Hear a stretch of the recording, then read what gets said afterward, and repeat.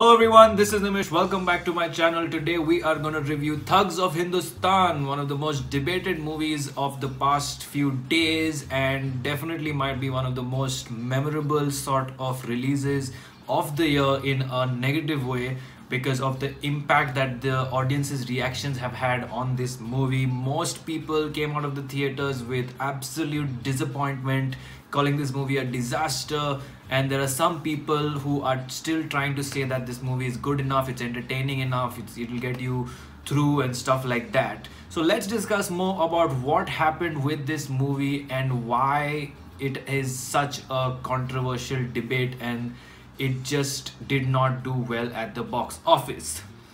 Let's begin with the basic approach of the movie or the basic storyline of the movie. This movie does not have a good enough story to support the vision. The vision was huge, building all these ships, going and creating all this sort of, huge ships, blasting them away, going to various locations, getting big stars together, crucial roles, interesting sort of setting, kind of, something that we've never seen before in Indian cinema. Granted that people think it's a rip-off of Pirates, but in Indian films we've not seen. So the vision was fine. There's nothing wrong with that. But there was no story to back it up. They just resorted to the same old cliched characters, cliched old story, and sort of combined it with tremendous amounts of unnecessary action sequences to impress the audiences. Here is what happened.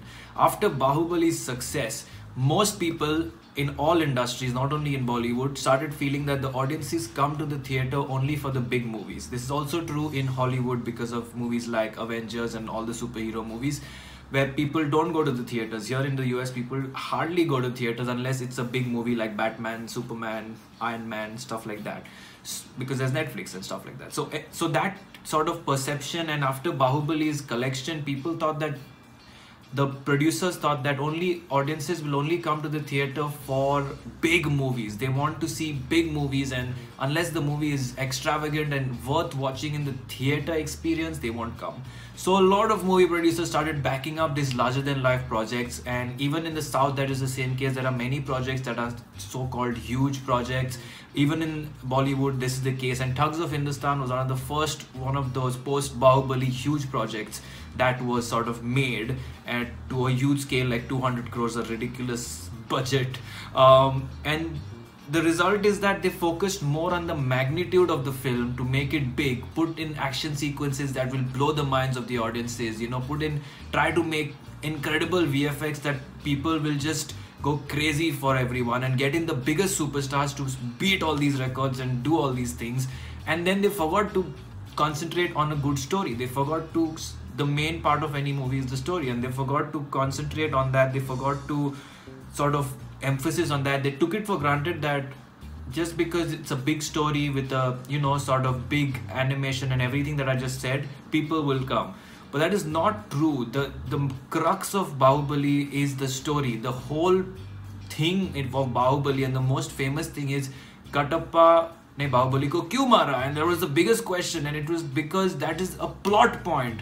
People were not asking कि ये VFX कहाँ से आ गया, और ये राजमौली कहाँ से आ गया, और ये प्रभास इतना अच्छा एक्टर कहाँ से आ गया. They were not asking all that. They were only asking, why did Katappa kill Bahubali? That is a story question. That is a hook ending question. That is the plot of the movie. That is the core of the movie. So that is something that all these people forgot. They thought that people came in only for the larger than life action sequences and only for the larger than life costume drama and historic setting and fantasy and all of that, which is not true. Without the story, Bahubali also would not have worked. So very important that they completely forgot about the story, and they just got in big things in this movie. Big people, big sets, big action sequences, big VFX attempt to make this movie big, larger than life. But that's not how, unfortunately, films work. Secondly, as I said in my previous video, which was the Zero versus KGF video, if you haven't checked that out, please go check it out. in that video I have addressed a couple issues, and I don't want to repeat much here, but in Bollywood today, the realistic kind of films are working. Big films are not working. A big film came from the south, it was unbelievable, it was amazing, it was epic, done.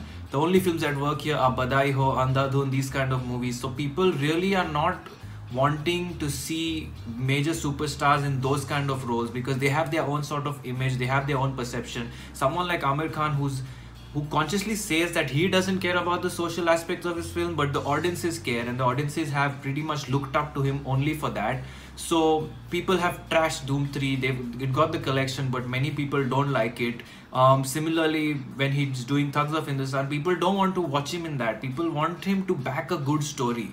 You know, he's done Mangal Pandey before, complete flop, because no one gives a shit about these kind of commercial movies anymore. They really want to focus on something unique and different in today's world. Similarly, with Amitabh Bachchan, his performance has been appreciated, and I must say, as this is a sort of discussion and review, that he was incredible in this movie.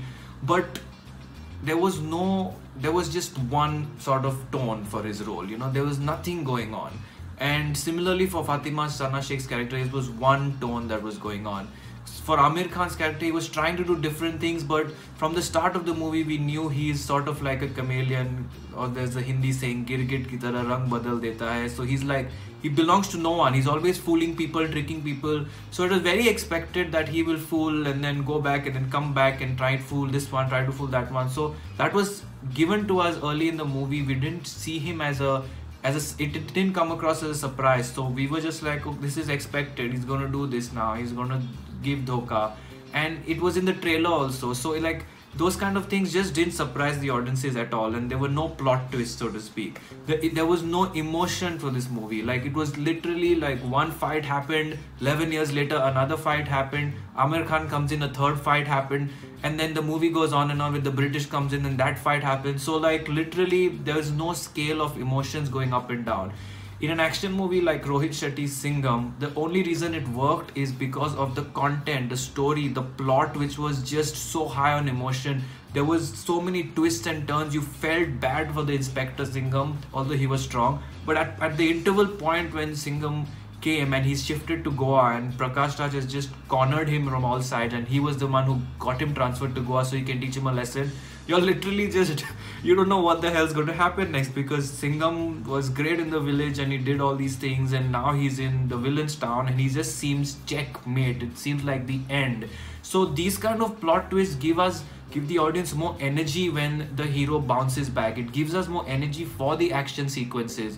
The morals associated with the Singham action sequences, like teasing a girl or irritating someone else or not doing right things or irritating old people, those kind of things add to the emotion of the scene. If you just put action after action without any emotion attached to it just to prove a point in VFX, it's just not going to work.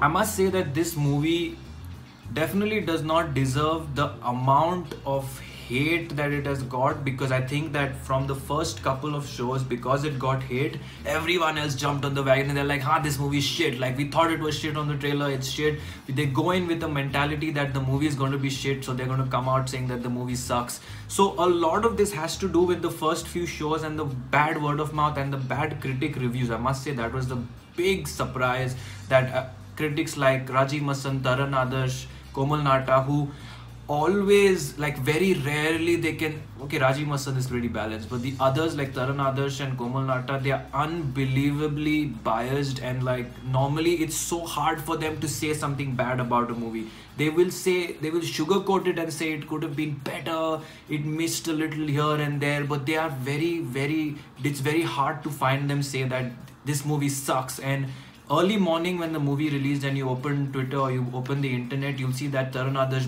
big capital alphabets, disappointed, and someone else is saying that this movie is below expectations. So then you're like, oh my god, like, this movie is really trash. So the critics' opinion, the first few public opinion that came out, all these added to the fact that people were happy to trash the movie. They were happy to trash Amir Khan, Amitabh, this movie, this project, the director, the actresses.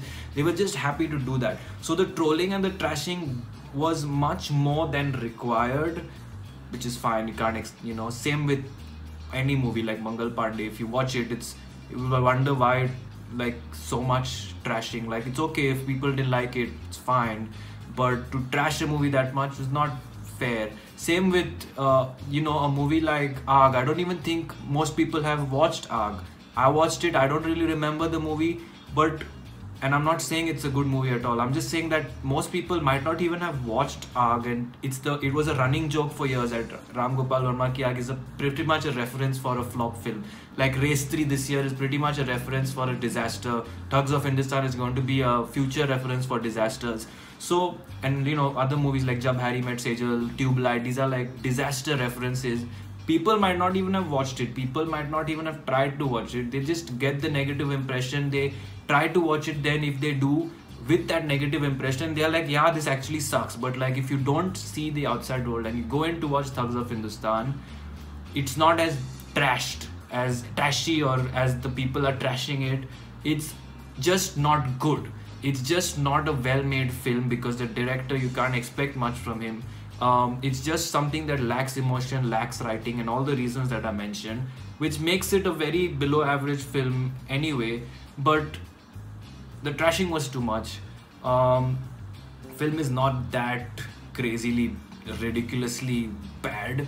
Although I know people personally who've just walked out in 10 minutes, 20 minutes. These are people in the older age bracket, like my parents' age and stuff like that, who sort of walked out, didn't want to sit, they couldn't handle it. But that is understandable, because they don't like this kind of action and fantasy films.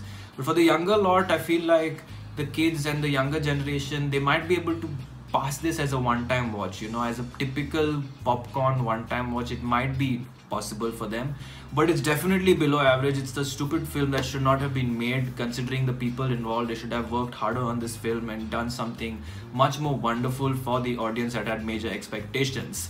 That was a quick discussion on Thugs of Hindostan. I hope you enjoyed it. Let me know what you think of the movie if you have watched it.